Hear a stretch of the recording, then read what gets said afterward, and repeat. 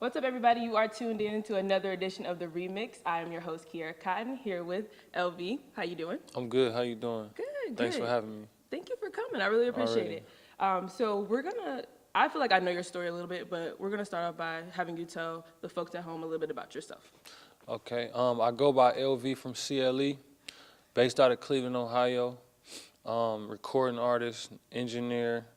I do a lot, so you might kind of hear about me through other artists, but yeah, all in all, just remember LV. Okay. How did you come up with that name? It stands for lyrical and visual, because those are two, I guess, my most outstanding aspects, because I'm an artist, musically and visually. Like, I paint, draw, graphic design. So you're like a full Renaissance man. You do it all. Basically, yeah. That's super cool. So I guess the first question is, in doing so much, what would you say is your primary focus? I kind of had to narrow it down because I was playing basketball through high school, college. Where'd you go to school? I graduated from St. Peter Chanel High School, which is closed now. I went to 3 different colleges. Okay. You feel me? So I just kind of like, over time, I had to narrow it down, like, what do I really want to do? And it just came down to music. I started doing music when I was like 9. Mm-hmm. Everything else came about kind of like later on. So I graduated from school, I didn't have like practice to go to and stuff like that. So that was just time for me to get in the studio and work on my passion. Was that something that happened naturally for you? Like, how did you get involved in that environment? You just picked any random studio? I always been in the studio environment. Like, the people that I put myself around was just kind of like in that mix. You know what I'm saying? But my cousin, he built the studio, I want to say like 2014. Okay. And that was like around the same year that I came back from like playing ball. Okay. So it kind of just fell in my hands, Okay. Which do you prefer, being an artist or being behind the scenes? I prefer being an artist, but I'm like, I guess I'm so skilled. I'm skilled with like different other things, so it kind of like pushes me to be behind the scenes with other, in other situations. Okay. And having your hand involved with so many artists in the city, what are some of your own influences? Some of my own influences was just like the music that I grew up on. And one thing that inspires me is like staying creative and seeing the artists, the mainstream artists who are in that creative realm, and it's like, kind of like what I push myself to be. Who are some of those artists for you? I like Kendrick Lamar's creativity, Travis Scott, you know what I'm saying? Like, those artists, to me, still like carry that. I want to do better than my last album or my last single. Like, instead of just like, I'm gonna just put music out just because I know everybody like it. You know what I'm saying? That's what I do. I try to just one-up myself every trip. So speaking of one-upping yourself, what has been your favorite project to date? Broken Records. Okay. Of course. It's kind of like my only project, like official project that I have out right now. Favorite song? I know I have a favorite song. What's your favorite song? No, tell me yours first. 2018 Regulate. Okay. So that was a single. So yeah, kind of. Well, I wouldn't say that was a single. I would say probably 30 for 30 was a single. Okay. My favorite song is Right Here. Right Here? Mm-hmm. Should have been a single. Yeah. Why not? Tell me about that process, how you decide what is and what isn't? Some artists decide themselves, like, this is going to be the single. Some let the fans decide. Okay. So, I put out a body of work, and whatever gets the most plays or the most streams or the most reactions, okay, that's the single. We're going to shoot a video. We're gonna send it to the radio, send a clean version, and just kind of make it a single. Okay. So talk about Broken Records. When you made that, what type of space were you in? When I made Broken Records, I was just anxious to kind of like get my music heard in a way.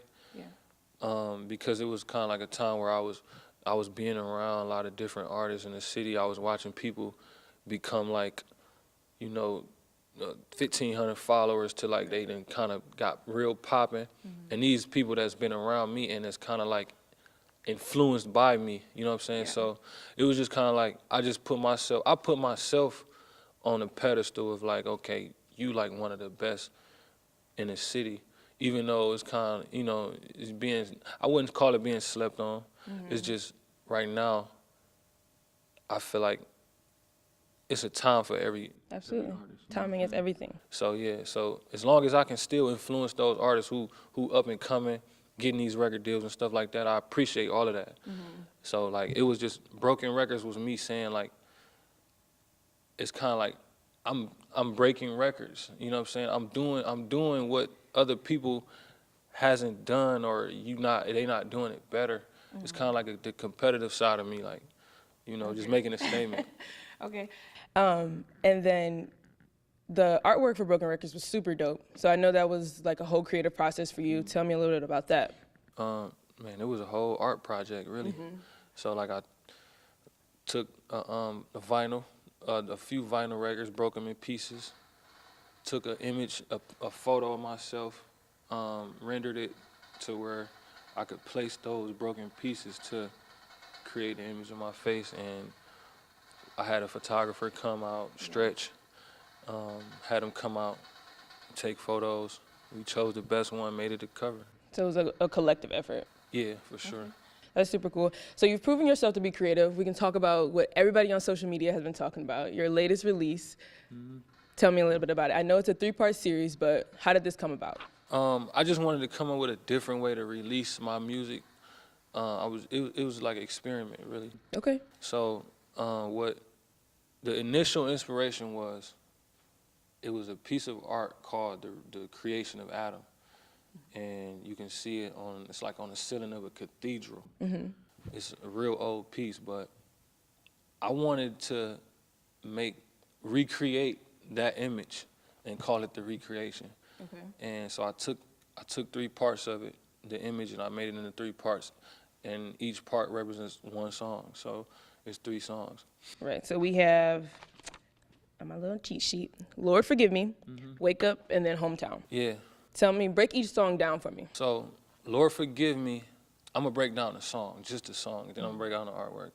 So Lord Forgive Me was basically I was talking about me not really being heard in the city, the way that I want to be heard, is making a statement. You know what I'm saying? Like, who won't smoke type of situation. Absolutely. You know what I'm saying? It's kind of like I'm making my entrance, and Wake Up was like, you know, the aftermath of Lord Forgive Me, and the hook goes, Can you hear me now? You know what I'm saying? It's kind of like I done talked all my, Right. you know what I'm saying? And now it's like, can you hear it? Yeah, absolutely. You gotta hear me now, you know what I'm saying? And then Hometown is it touches on the mentality of a lot of Cleveland people, fans, artists, or whatever. How, you know, you might come up from the ground up and you reach a certain level of success, and then you got those people that don't like you for some reason, or they hate on you. Do you feel like that's a standard in Cleveland? Like that's generally what happens? People work their way up and then they reach this peak and then they get a whole different attitude around themselves? For sure, because it's a lot of aspiration in the city, and it's not enough fans here. So like if you take a room of like 100 people, probably 90 of those people want to be an artist, a dancer, an actor, or whatever. Like they want to be in the spotlight. Gotcha. Then the rest of those people is just kind of like those people who are appreciating the work that the others is putting in and kind of like rooting for them. Yeah. Or you might have those people who just don't care. Like, I don't care what you want to be. I'm content with where I'm at. So you got a lot of that in the city too. So yeah, it's just it's not a lot of people that really applaud hard work. Right. Okay. And then, but what is the solution to that? Do you think it's just people's mindset, or is this actually something that artists can do as a collective to come together? Do you think that we're just not collaborating enough, or what's the solution? No, we collaborate enough. So it's just the mindset. It's just a mindset, really. It's just you gotta play off of that. You know what I'm saying? As an artist, you have to play off of that. I've learned to make myself more exclusive, just because, you know, a lot of people talking about, oh, we need to collaborate more. We do collaborate. You know what I'm saying? A lot of artists collaborate with each other, but if you collaborate with too many artists, your fans, they're not gonna really appreciate the significance of your music, you know what I'm saying? So you gotta kind of like put yourself in a different space. So like the quality over quantity type thing. Yeah, exactly. Okay. And that's where I like, sometimes like I get caught up in between, do I want to drop this music? Do I want to hold on to it? Because I don't want to put out too much. And then people like, oh yeah, he's, you know, dropping music, it's cool. I want them to be excited every time I put something out. So how do you build that excitement? Like, what's your method? I don't want you to put your cheat codes out there, but you know. Yeah. I mean, to each his own, really, like different methods for different people. You know what I'm saying? You just gotta find like, what works for you. Okay, we're gonna circle back to the artwork. Okay. So boom, the artwork. Lord Forgive Me, the artwork for that was, if you look at the original piece, was a man, like, I guess it was Adam. He's laying on a rock, right, naked, reaching up, pointing. And what he was pointing at was a godly figure. Gotcha. Coming from the sky, pointing back at him like they were touching. So they'll be able to see it all. I'm gonna throw the photos up. So I basically recreated that image and made both of those people me. Did you pose for the image? I saw somebody under your comments asking. No, I did not pose for the image. So the artwork was done from a photo of my face being like rendered onto the image and kind of like recreated digitally. Right. You know. So I got an artist, graphic designer. He's dope. His name's Cotton, CTTN on Instagram. Okay. So, you know, I just wanted to recreate a piece of art that was already kind of like renowned, and a lot of people never seen it before. Right. But like, you know, if you took art history, or if you kind of like, if you into that type of art, then you know what it is. Right. Yeah, you know what it's from.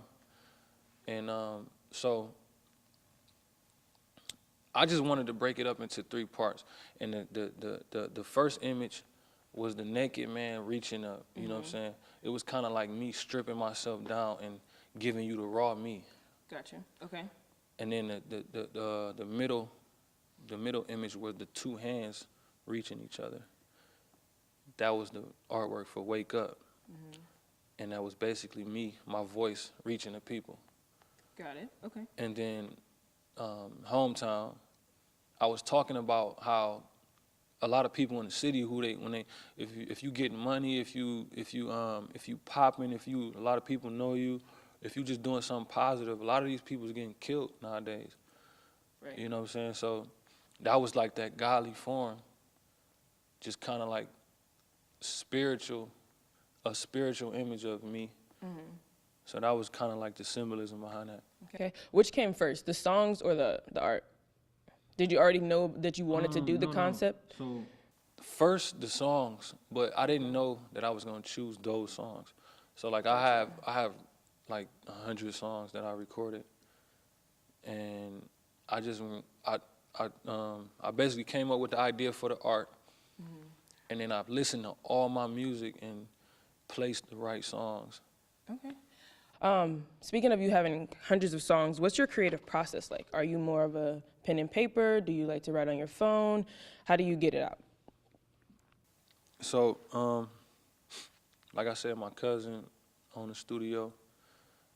Me and him got a situation where I have like almost unlimited access to the studio. I don't have to pay for studio time. Yeah.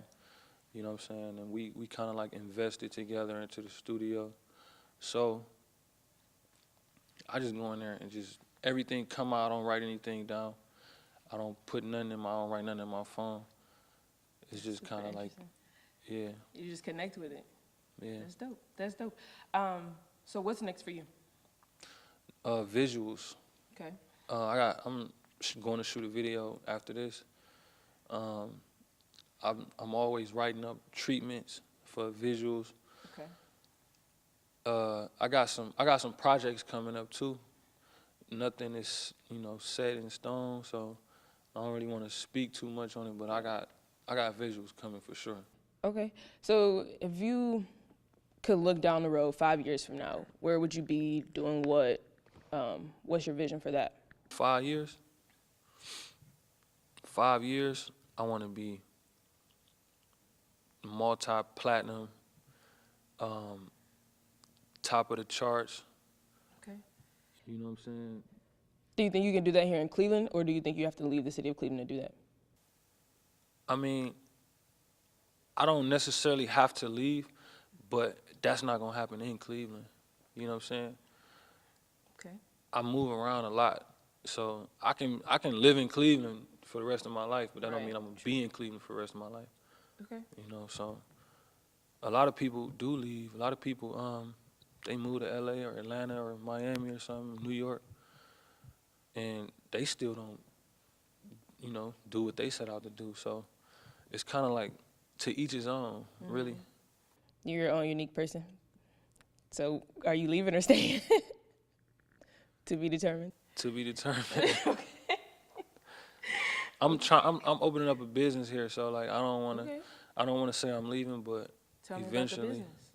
I'm opening a tattoo shop, recording studio. It's gonna be kind of like I like to call it a all-around studio. So like it's gonna be different. It's gonna be a lot of different things that you can do in this space. It's like a creative space kind of thing. So how far along are you in that plan? I got a long way to go, but You excited about it? You're so chill. for sure, for sure. Okay. For sure. Anything else you want to tell your fans? Anything else you want to get out? I mean, I think we talked about it a lot. Just look forward to more music, more content. Always expect creativity, greatness, Okay. That's about it. I think that's it. Oh, wait. Who's your favorite, outside of yourself, who's your favorite artist in Cleveland? My favorite artist in Cleveland, people gonna know who I'm gonna say, but Rip Flames is my favorite artist in Cleveland. Because that's bro, for sure. Okay. Well, that's all I have for you guys. He is LV. I'm Kierra Cotton. Thank you so much for watching another episode of The Remix.